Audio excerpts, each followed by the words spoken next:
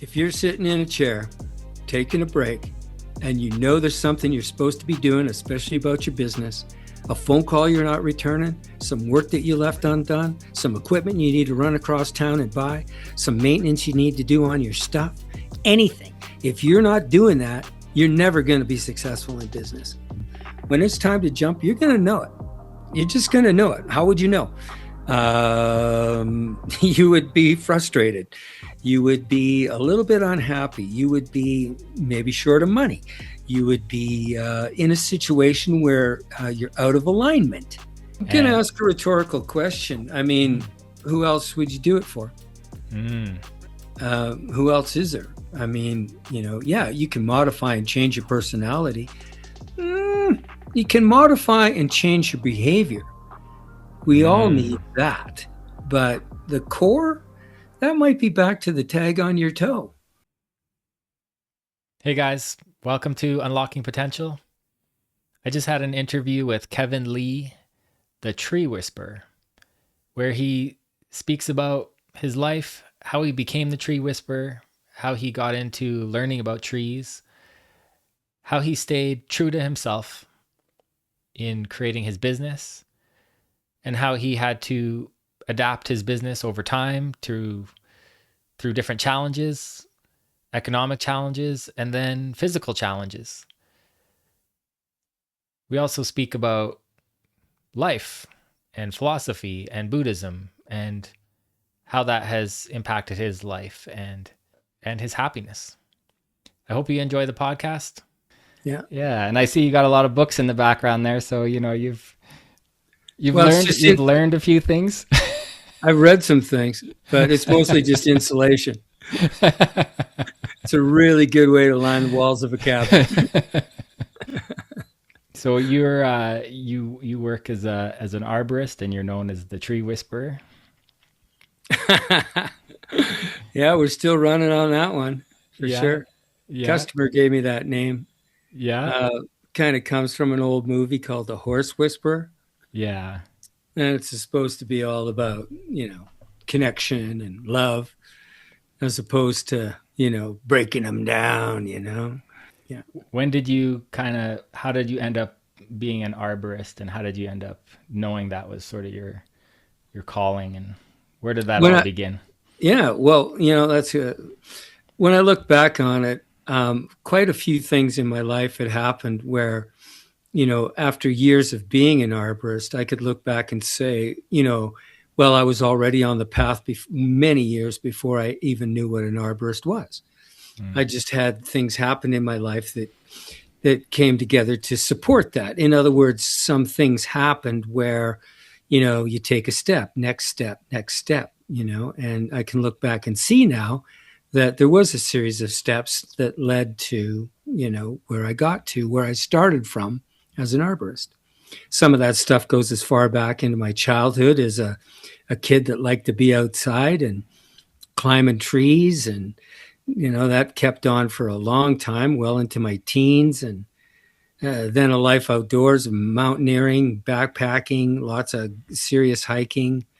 And I took a job with the Forest Service, did a lot of tree work, mostly a little bit of pruning, but actually, cutting trees down, learning chainsaw skills. And that I also did that working up north, diamond drilling and stuff. And, we had to get a lot of wood. And, I was the helper, and that was my job. Go get a ton of wood and bring it back here. And after I'd worked for the forestry for about 4 years, I had a landscaping job because we used to work 10s and 4s.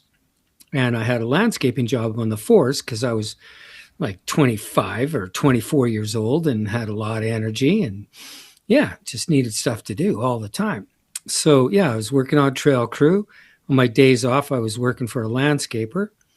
And the landscaper had a buddy who ran a tree service, and he needed a guy. And so it all just kind of fit together. So, I worked on that crew for better part of a season. And at that point, you run out of work in the winter, and there's always a little layoff at that. And by the end of the season, I'd already started my own business. So yeah, in a sense, the old, I never looked back. So anyways, that's the short version. You don't want the long version. Well, there's a couple interesting parts in there. So, because you mentioned you were like really active. So, how'd you do like in the classroom, in the classroom environment? Oh, as a kid in school? Yeah. That's called striking out. So that must have like been, difficult, like having, not fitting in, having that self-doubt about, what am I going to do with my life? Oh, I don't think I ever thought too much about that, to tell you the truth. Not until much later. But yeah, I was a hyperactive kid. That was before the ADHD term. I would have qualified for sure for ADHD classification of my mental state, I guess you could call it. Yeah. So yeah, I always just needed a lot of action. And Yeah. there's no better action in this world than being an arborist and a professional tree climber. So, I just sailed into that. Yeah. Okay. So you didn't really overthink it when it came to No, your career and stuff. You just started doing. when I was in school back in the day, this would have been like 1974, maybe. Okay. And grade 8. And at that time, the school system, they had this pretty cool, like 100-question aptitude test that we all took one day. And it's like, would you rather work with your buddies in the backyard fixing an old car, or would you rather, watch fish in an aquarium or plant a plant or do anything else? And they're just trying to figure out, what you liked and where you might go. And it was interesting at 13 or 14 years old, the answer after all my 100 questions was, I'm going to be a forest ranger. Nice. So yeah, that was grade 8 before I knew anything about trees or work or, where things you could do in life. And I think all kids are dwarfed by some, hey, what you going to do with your life, and that starts sometimes way too early. I never really had the career path kind of thing. Bunch of guys I went to school with, they knew for sure they were going to be engineers. They just knew that. They knew that, early on. And their family had, very much pushed them. And I was very fortunate in the sense that my family didn't push me. There was always the idea that you'd go to university. And I never did go to university. But I did learn how to read. So if I wanted to learn something, I just get a hold of it. Yeah. So I did all these outdoor activities, and from the end of high school until 5 years later, I had done everything. Working up north, I'd worked for the Forest Service. I'd done some farming. I'd done all kinds of stuff. And, all these things fell together. I loved that job out in the bush on trail crew. And then it led to the tree work. And yeah, I don't think I have a weird saying. And it's the old, we're in some detective show on TV and there's always a scene in the morgue and the guy's got the tag on his toe, right? It's like, yeah, okay, this is John Doe and this is what happened on such and such a date and all this kind of crap. I actually think that most of us, whether we know it or not, come into life with a tag on our toe, meaning that you have certain likes and dislikes, certain skills and certain things that you're really good at, other things that you don't really, that just doesn't do anything for you. And that's, I think, one of the most important things that young people should do is you should follow your YOUR, your interests, not your dad's, not your mom's, not your buddies. But I think we all have inside of us potentials. It doesn't have to necessarily lead to a finite point or a definite direction, but it might. And I think it's important to do that. I did this without even knowing I was doing it. I did all that outdoor work, and it ended up that I got that job as a tree guy, beginner, working arborist. And it was like, yeah, this is good. It fit. And so I think, I don't know how I was directed in some of the things that I've said in the last few minutes about, where I did end up, because I ended up working in arboriculture for 42 years after that, from my mid 20s to well into my, mid 60s. And so I'm not going to claim any super smarts or anything here. I didn't have a direction. There was no arrow. I just followed my own nose, I guess. And I think for certain kinds of people, that's a good thing to do. Yeah. Don't let it put you in a box, man. And your father was an engineer and an intellectual. So why didn't you try to follow his path and try to, people please him and go that way? That's a good question. Later on, I did a ton of different reading just because I guess inside I felt that I needed the education that I'd never had. I mean, I never did go back to school, but in certain subjects, I learned them inside out and upside down. And, that's getting into the reading. And, that's what they do with you in university. They have you read stuff, and then they test your comprehension. If you have good comprehension, it's the same thing all the way from grade 1 to a PhD. When you present your thesis, thesis to the team that's going to jury you, it's the same thing. It's just a more sophisticated level of what's in this guy or what's in this girl's head anyways, right? So you can do that if you get the right material, and it's not hard to find really good books. You get the right material, you're chunking right along with those guys that are sitting there in those desks in the university. You can do that all on your own. There's no doubt about it. So back to my father, we were such different animals that it took me a long time to relate to him. He was a real straight guy, very conservative.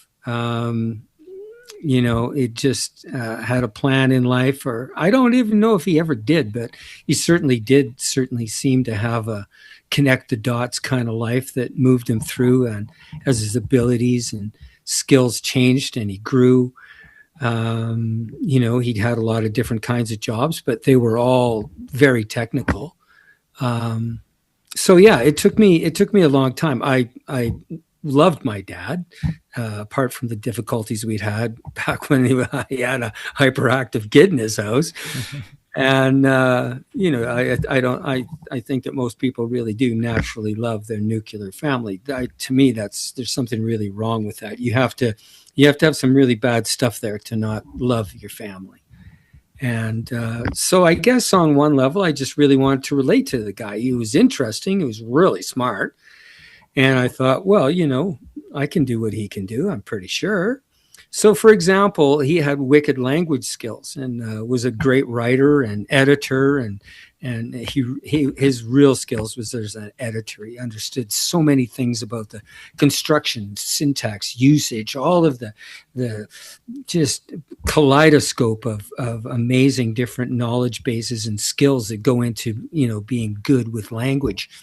And so I started reading language stuff, history of the English language, prominent writers like Samuel Johnson, who wrote the first really good English dictionary. That goes back to about 1750. And my dad had studied all this stuff and was a real fan of Johnson's. Well, his writing was obscure and quirky and hard enough that it was challenging. I actually enjoyed reading books written by Samuel Johnson. And those are the sorts of things I did. And then I started reading about world history. And then I started reading about the Renaissance. And I'm still fascinated by the Renaissance. It's just an amazing time. Somehow I had amazing connection with language arts and language skills too. And I started relating everything to the usage of language in different types, different ways in society at different times. And it truly, what we have today, all the freedom in our life, this is unimaginable 400 or 500 years ago, 600 years ago. And it turns out on a really strong level that it was language skills that freed people from the tyranny of the Catholic Church and the Middle Ages, the Dark Ages. So anyways, that's just an aside, but there's just a lot of amazing stuff about language. So as I got the bug and really got interested in that and starting studying a lot, I could relate more and more to my dad. Then I read a ton of English literature and classic poetry. Everybody from, you name it, Samuel Pepys' diary to Alexander Pope, his translations of the Iliad and the Odyssey, on and on and on and on and on, right? All the way up to Browning and the poets of the Victorian age. And I read a little bit about all of those guys, and I still have, well, that's what all this insulation on the walls about here.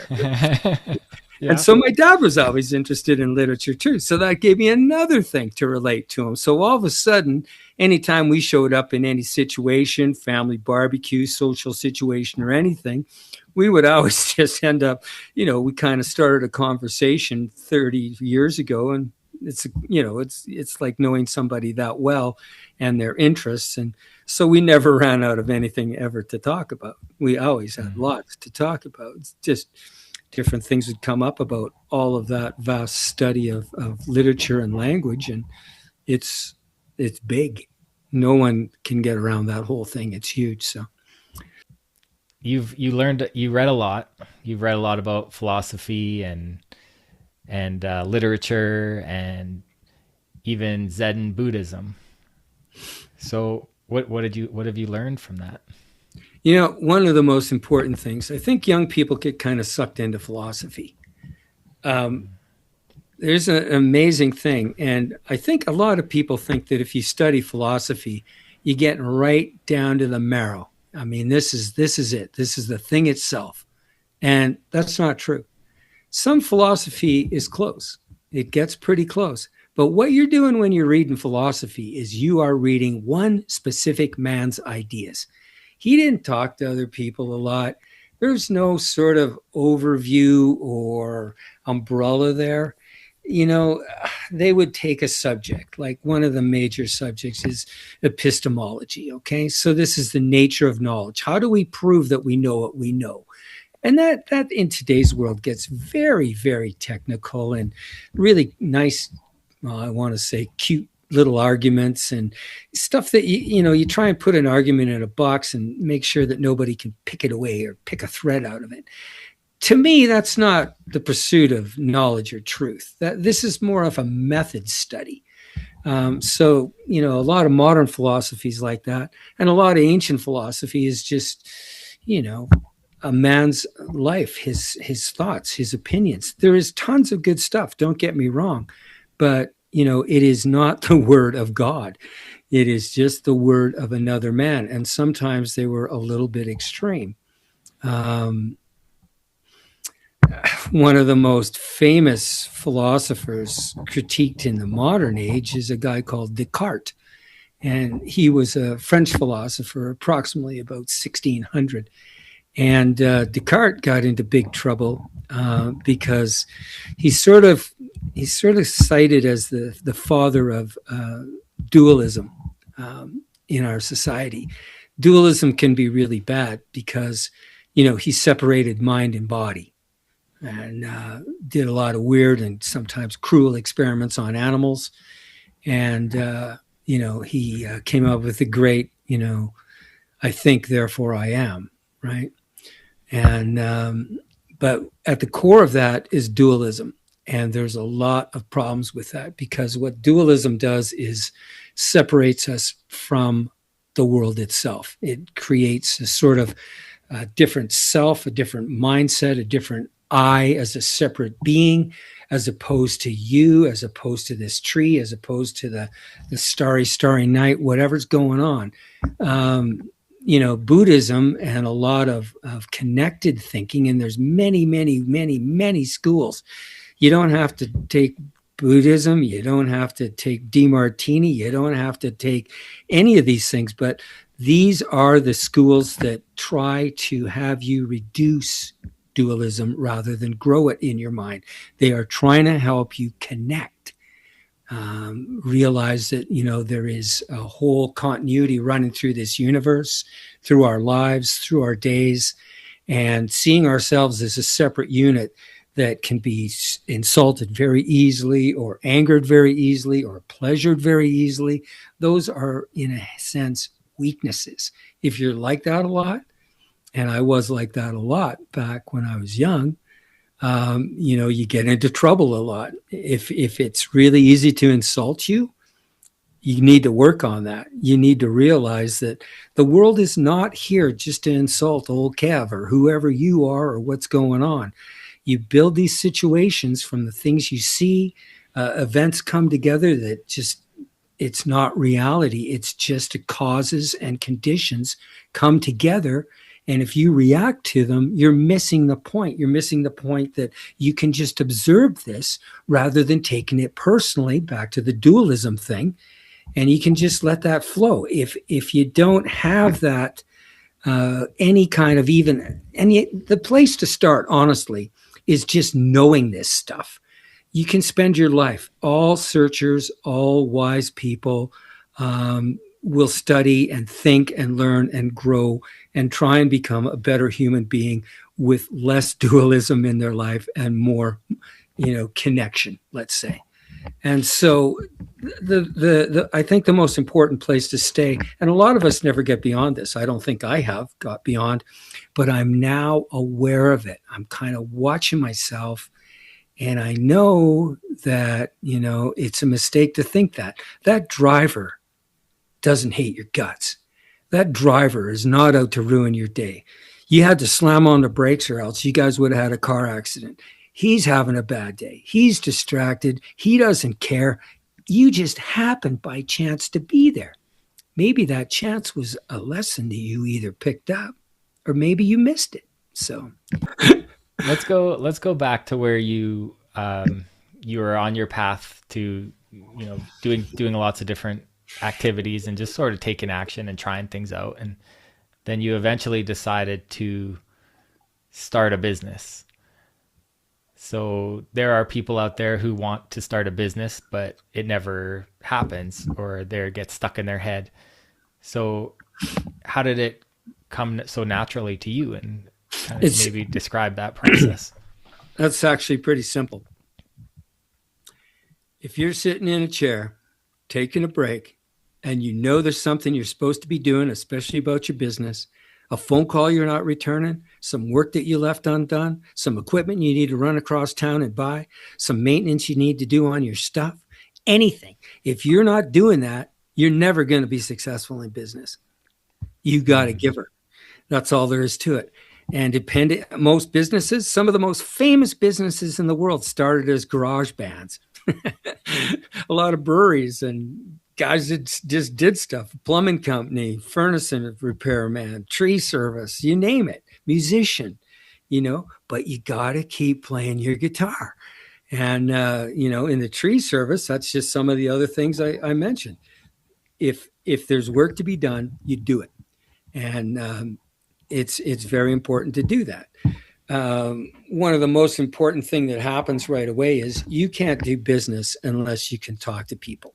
And those people, not only do you have to talk to them, but you have to listen to them and you have to give them what they want, because they're the boss, they're the client, and you're supplying a service, whether it's playing guitar for 2 hours up on a stage, climbing a big elm tree, painting their bathroom, they're in charge. If they're not happy, maybe you won't even get paid. So you have to listen to these people, pay attention to what they want, give them what they want, do a good job, use your professional standards, argue with them so that they understand why you want to do it the way that you think you should do it, rather than you probably know more about your business than they do.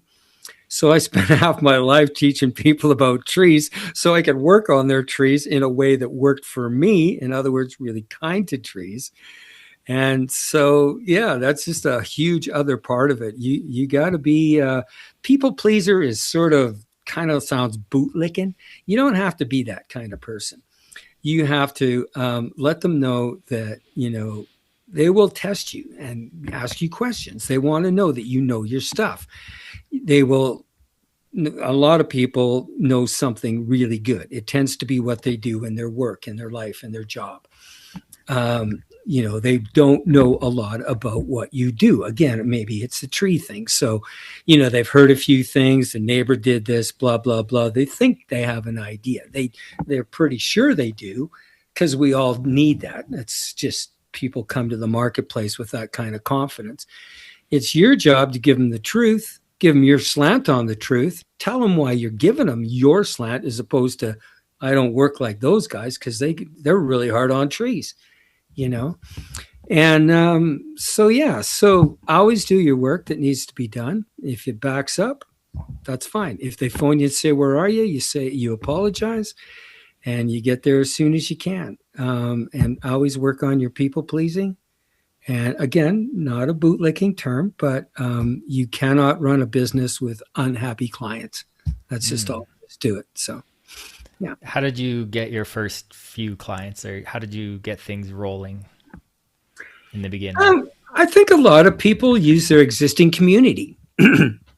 And for many years, for nearly 30 years, I did a little bit of advertising here and there, but different places you'd think might be valid, or maybe you'd put a little ad in the Yellow Pages, if anybody still remembers what the Yellow Pages was. But, the best way to build a business is word of mouth. So you worked for Mr. Jones, and he's really happy with how it went. Well, all of a sudden, the next thing you know, you're working for his neighbors. And then you're working for the neighbor's son. And then you're working for the neighbor's son's neighbor. And then you go across town and work for his cousin. And this just network naturally builds like this. People, for all of the different endless advertising techniques through all the age of television and just now into the internet and all of it, a lot of people find that a bit intimidating, and they don't really know it. You know what people like to do? When they say, say you're even doing something simple like buying a set of tires. Well, your neighbor's a car guy. He knows a lot more about tires than you do. So you hit him up on the street. You're both shoveling the snow. You go, I need some new set of boots on that old car of mine. Where should I go? What should I get? And that's word of mouth right there. He says, oh, you got to go to Mike's tire shop. It's just 2 blocks from here. The guy's great. I've had 5 or 6 sets of tires from him. Always had a good deal, good run. And so that's what I did. I built my business on word of mouth. And the only thing that actually changed that was nearly 30 years later, when everybody was starting to get on the net and get websites. And so I was a little slow to do that. There had been tree services in town that had websites maybe not quite 10 years before me, but, quite early. And I just was such a low tech guy that I had no idea how to even approach that. But a couple of things came together. We had some sort of miniature recession and economic downturn in Calgary, coupled with, the growth of the internet. This would have been sort of from like 2010 to 2016, 17. I mean, today in 2026, tree services on the internet and websites in Calgary number in the hundreds. So I've watched all these new guys come on, which is great, because, that's what you need to do if you want to start a business. So the Yellow Pages of old is now even more exciting and dynamic. And we call that having a website on the internet. But some things came together, some economic downturn in Calgary, and some, the internet was growing and stuff. And I got to a point where it's like I'm scratching my head. I've tried my best to always take care of people and make them happy. And I was not actually getting enough work anymore. And I knew at that point that I had to go on the net. And after some initial wrong turns and some problems and some wasted money and a couple of attempts at websites that weren't really successful, I ended up with a team of, couple of guys that are a whole lot more computer and technological savvy, have a lot more of that than I do. And I stuck with those guys, and it worked out really well. One of them was had done a lot of homework and really understood the internet, Google, and marketing. The other one was just a serious geek. He had built computers as a teenager and was very, very savvy with the internet and how to make computers do things, how to install software on websites, all of these sorts of things. And so the combination of working with those two guys through all those years, I ended up having a pretty big, fat, and successful website, actually. And so again, it was, there's an old saying goes, needs must. This has to be done right now. I mean, we got a hole in the roof and there's a storm coming. We better do something this afternoon. Needs must. So I was surprised when my word of mouth business started to fail me, but the economic downturn spoke of it, and then the really strong growth of the internet that I knew nothing about. And it was time to make the next jump. And I did that.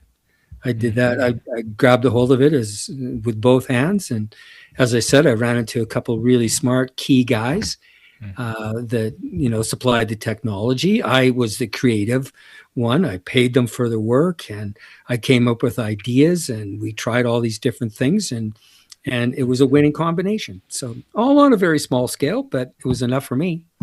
There was another event or time in your life where you had to adapt your business, where you kind of went from pruning and all of the physical work, and now there was a time where you wanted to transition to consulting. So how did you even make that happen? How does someone just go from doing something really tangible to now I'm just going to consult? And a little more abstract. Right. Yeah. Well, that I think you got something there. I think that was another, time to find a new lily pad, right? Froggy's got to jump. And life takes you through those steps. There's nothing you can do to avoid that. You should welcome them. When it's time to jump, you're going to know it.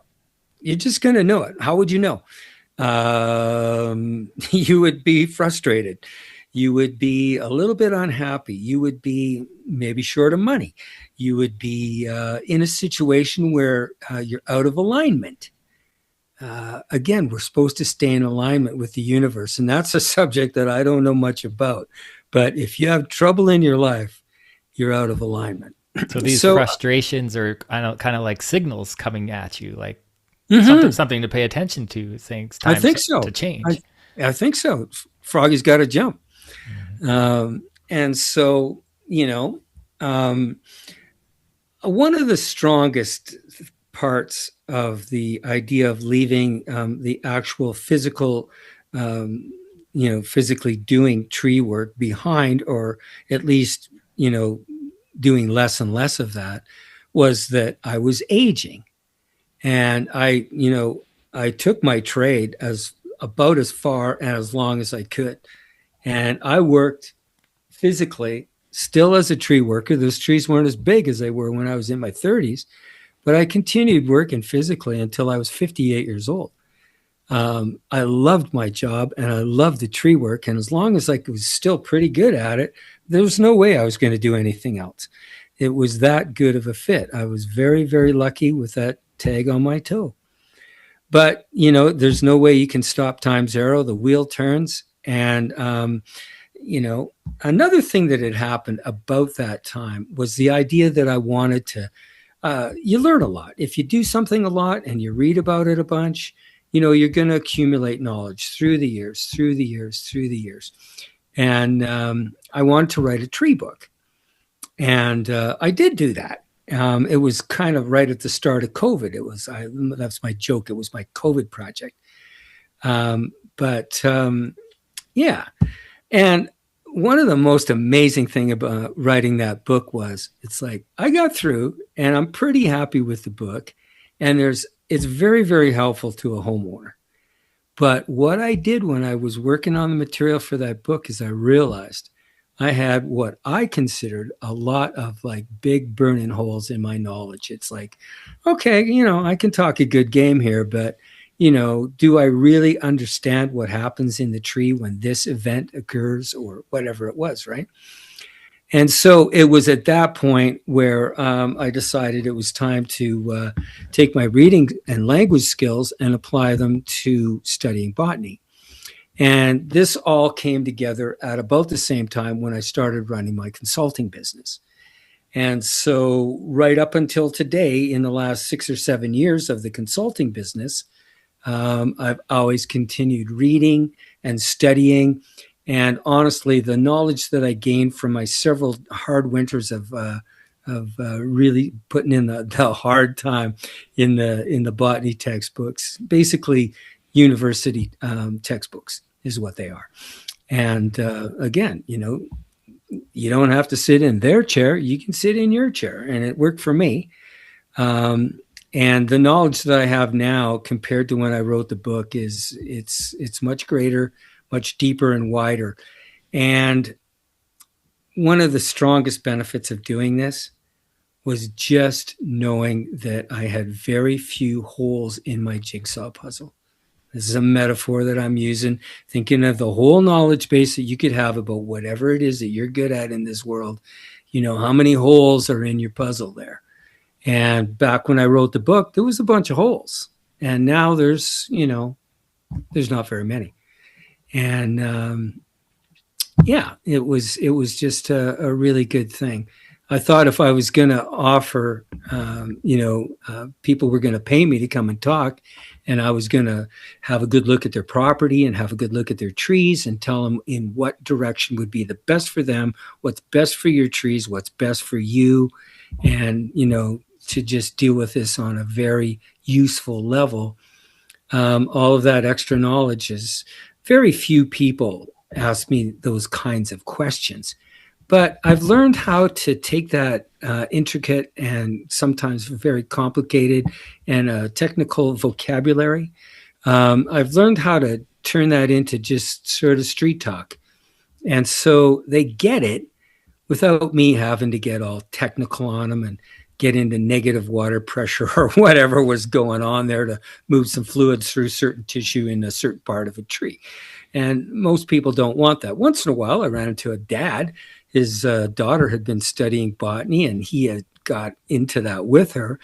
And so he could ask some pretty technical questions, and it was great. And he was just nodding and grinning because I was going, yeah, okay, well, you're right, and this is how it works. And you got that pretty good. And so that was a consult that went very well. I've had very few of those, but the knowledge is never wasted.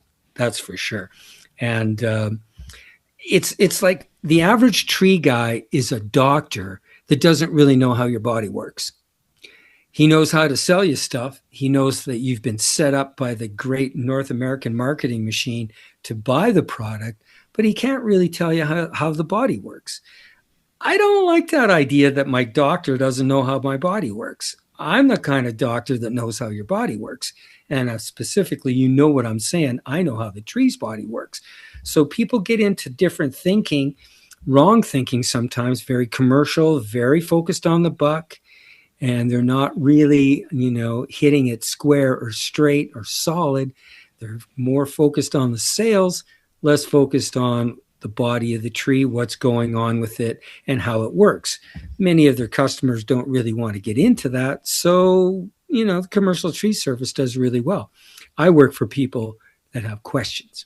That's my little market niche, is people that don't buy all that marketing. So anyhow. So what's next with the tree business? Because I know you've started a YouTube channel. So what's happening going forward? Yeah, that was a lot of fun. I had again some really good technical and professional help with that. Again, same two people. The man who had all the marketing skills also turned out to be an excellent editor, and could, operate and deal very well with YouTube's requirements. And so after doing all the writing, because if you language skills is everything. Everything I do seems to connect to language skills. So what do I mean by that? If you do all this reading on whatever it is that you love, and you should love it, it's in your head. You got to think that through. You have to spend as much time digesting and thinking about what you've read as you do reading, sometimes more. Sometimes you need to read it 5 times and think about it a little bit different each time. Did you finally actually get this concept? I had a really rewarding experience where I had made a connection that I had never read about. When I got into more advanced books, they spoke plainly and explained the connection of how 2 different tissue groups related. But from my early reading, I went deep enough with it and thought enough about it that I knew that this connection had to exist, even though I had never actually read it in print. I hadn't read difficult enough books. That kind of idea was for a bit more of an advanced study. And so that made me really happy. That was one of the strongest things I ever did. It's a very simple process. Yeah, right. But anyways, it was just a super rewarding thing. But so what I mean to say here is, cut to the chase, is that if it's in your head and it's really in your head and you really know it, then you can write it. You should be able to write it really well. And I'll tell you, it's one of the best mental exercises you can do. Creating good sentences, paragraphs with continuity, and a series of those in page after page of knowledge that flows well, flow is a good word. It needs to move in complexity and in time. If you're describing how a tissue changes or something else in life changes, you start at the beginning, you go through the middle. Well, we know where we're going here. And so that's what I did initially. I loaded my website with a whole series of technical essays that I'd learned from all of the different subjects of the several winters of hard botany study. The next thing I thought I should do, I wanted to make another move, and I wanted to say, hi, Google, I'm still alive, and I wanted to improve my website again, was, well, why don't I just talk about this stuff? Because again, if you really know it, then you should be able to, string some sentences together and come up with a line and tell people kind of a story, because it's always a story. And we love a good story, especially if it's a subject that we like. And so what I did was I used my essays now as my ground material, because they were pretty solid and just a notch down from the technical botany books, but they were more readable. Okay, because they were in Kevinese. They were in, I had translated these difficult botany texts. I kept a lot of the strict, stringent vocabulary, but I had smoothed it out, more of a storyline. Mm-hmm. So I used those essays, I reread them a bunch of times, and then I made, if the essay was 3 pages of printed text on any specific aspect of the life of trees, I would read them, and then I would make notes with like 20 or 25 or whatever, something like that, key subjects. And if you ever watched a YouTube video of mine, you notice I'm looking down all the time. I can speak for quite a while sometimes on that one key word. And all I did was put them in the proper order, again, complexity and time.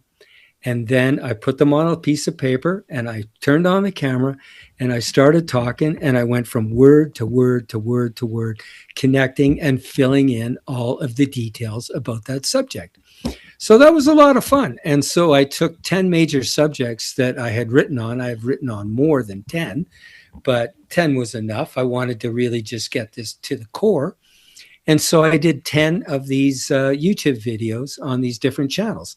And again, that's how I did it. I just used keywords. I'd move from one to the next. And each one of them brought up a whole series of ideas, just like I'm doing right now. And that's how I did the YouTube channel. So that's been since last December. And yeah, I think we're seeing some results from Google already. You got to work hard. You got to keep Google happy. Google is the kind of mistress that likes presents all the time. Bring me something nice. Do something for me. There's nothing wrong with this relationship because it's the way it is, and there's nothing we could do to change it. And you got to play baseball by the rules, and you got to play Google by their rules. And so that's what I was doing. And I had a lot of fun doing it. And it really helped with my, well, first I did the reading, then I did the writing, and then I did the speaking. And so it really helped with my speaking skills too. So yeah, there you go. Cool. So yeah, so what I've kind of gotten so far is that, you know, you've been a lifelong learner your whole life, whether not necessarily always through books, but sometimes just through taking action. And you've been a person of action who you didn't get stuck in your head. You did things, you put yourself out there, you did the work, you did those tasks. And that seems to have really served you. Yeah. I mean, we have to work. That's all there is to it. You have to work. And so the more that you can relate to what you're doing for your work, and if it ends up being your own business, then you couldn't be more self-interested in it. You are going to want to know, need to be an expert. You want to be an expert.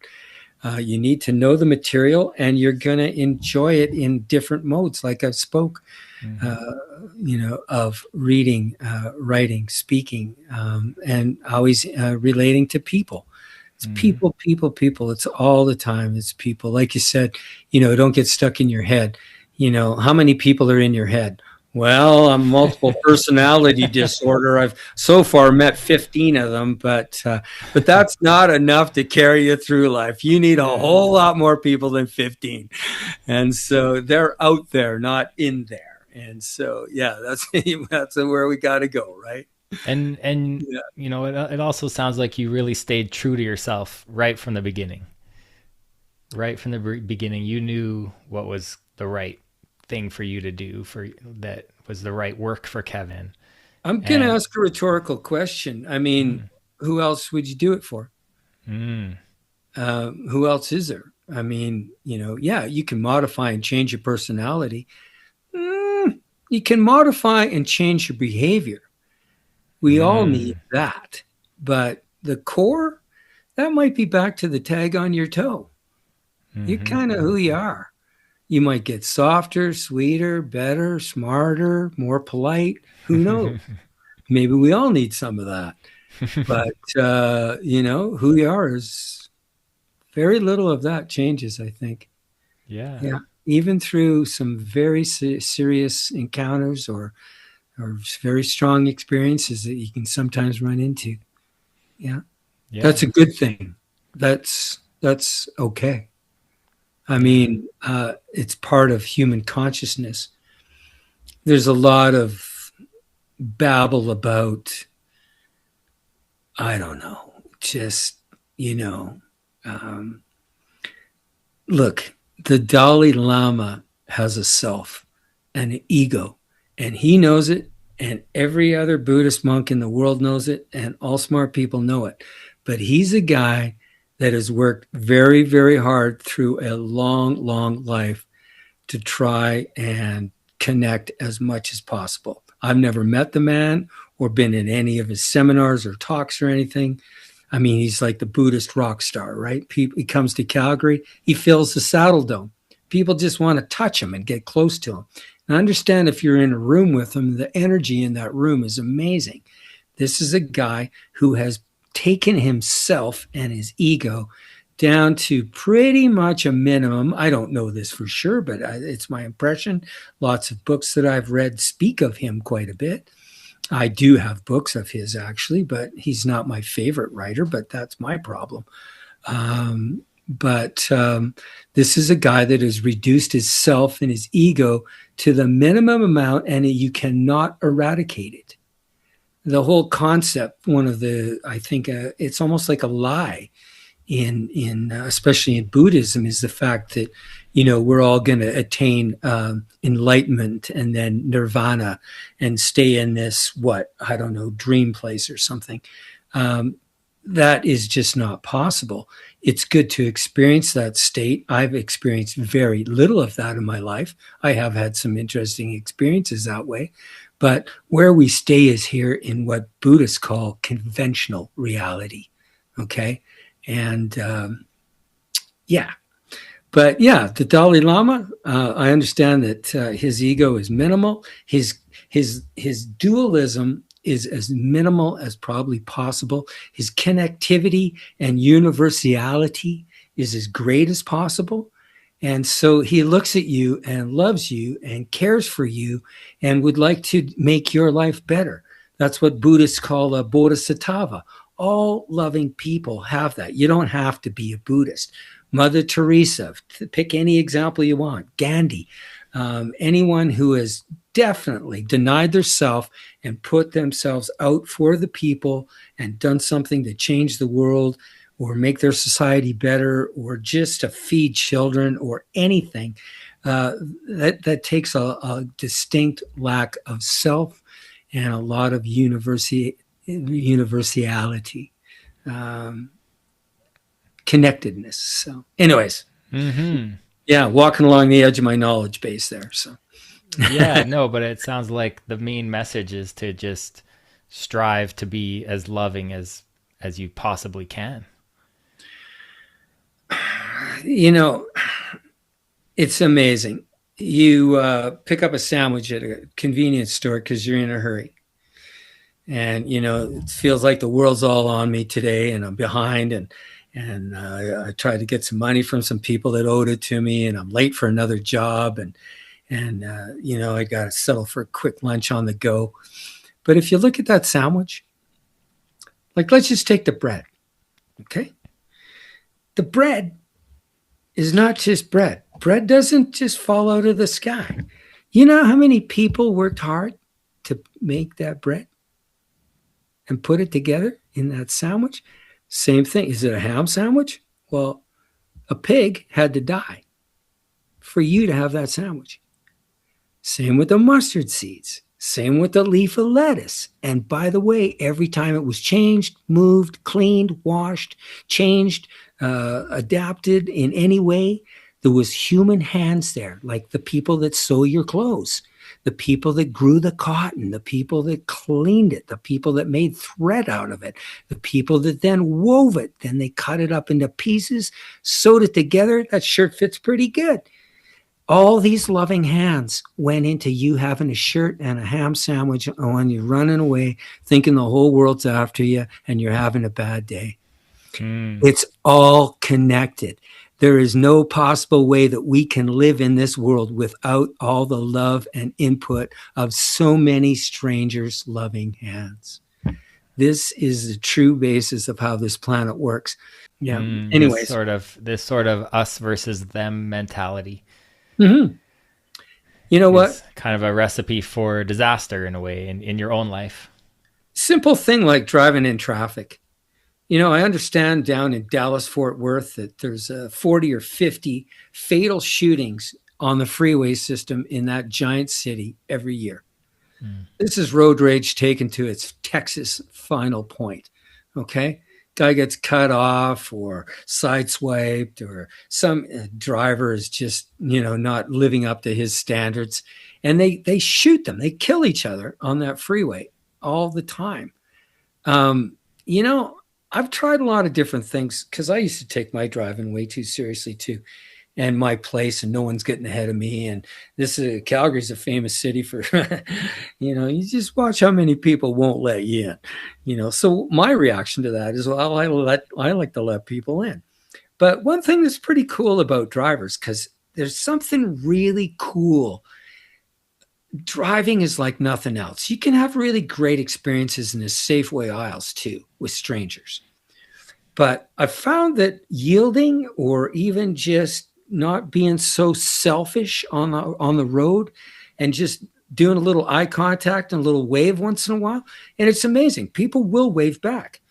And all of a sudden you destroyed that whole us against the whole world concept, and me, and I got to get 2 cars ahead of this guy, and this whole, and we see that all day long. A lot of people do drive like that. And yeah, it's pretty cool, That goes back to the, interconnection that you were talking about before, how we're kind of, recognizing how we're interconnected and how we need each other in a way. I can't prove it. I don't know it for sure, but I honestly feel that on some level, we're all soul brother sisters. We don't really know what we are. We don't really know where we come from, but, look at those loving eyes or look at those hateful eyes. Which one do you want? Mm-hmm. Which one do you want to be? That's brings up a really great subject. This is all talk and no action. And reading can really take you down the river, and you can get a head full of theory. But what's more important than that is to be the thing that you think you want to be. A famous line goes like this: be the change, right? But yeah, it's one thing to have a head full of stuff, and it's a whole different thing to be that. And that's harder to do because you have to now put yourself on the back seat and instinctively put other people in the front seat. Mm-hmm. And in other words, you'll be fine. Mm-hmm. You'll be fine. Don't quit work. Don't, make any weird jumps. But yeah, that's where I'm at my life is, I spent enough time with enough theory. I'm trying to live this thing. I have a saying that I say all day long now. And it's like, I am trying to recognize my innate Buddha nature, which is another way of saying we're all brother, soul, sister together. I'm doing this and I'm thinking, every moment. And it sounds funny and like I'm repeating myself, but those were 3 distinct pauses, and that's how our brains work. You need to blink. You need to breathe. And you need to just stay in base. This isn't as bad as I imagined. What's actually going on here? Be more observant, more aware. And yeah, every moment. And that's about as far as I've gone in this life. I'm no master of anything. I can do pretty good on the trees, but that's great. So before we close, is there any other last message that you'd like to share with any young people who may be watching, or non-young people, but I think mainly it'll be people in their 20s and 30s. And young at heart, young in soul. At heart, that's right. Yeah. Don't fool yourself with your feelings. That is really easily done. And I'm supposed to be really sad right now, or I'm supposed to be really angry right now, or don't let anybody tell you how to feel or think. If you're angry, blow it off, get out of there. Don't get it in someone's face. Go outside and scream like John Lennon did. Do whatever you need to do. Emotions are more of a physical experience. Typically, they're like a wave. Comes and goes. Honestly, if you breathe through it, that emotion will disappear in less than a minute, no matter what it was. So yeah, this is some things that Doug was always saying about being true to yourself. Don't play games with yourself. That's another level of duality. If I'm feeling really happy, well, yahoo, that's great. Enjoy it. You can't be happy all the time. This is part of our experience in life. To know happiness, you need to know sadness. To know the gravy days, you have to remember when you could barely pay the rent. On and on and on and on. There's just this amazing relationship with all of the extremes of positive and negative in everything in life. And just try and be honest to yourself. How are you feeling? How are you doing? If you're not feeling good, maybe you're pretty sure you need to change something. You might want to think about what that is. Well, my girlfriend and I aren't talking, and well, I kind of hung up on her, I guess, and I actually really like her. She's a good person. Maybe we might even have a future. Who knows? Oh well, I better talk to her, right? Be humble, a little less self, a little more her. Apologize, start over. Anyways, Right on.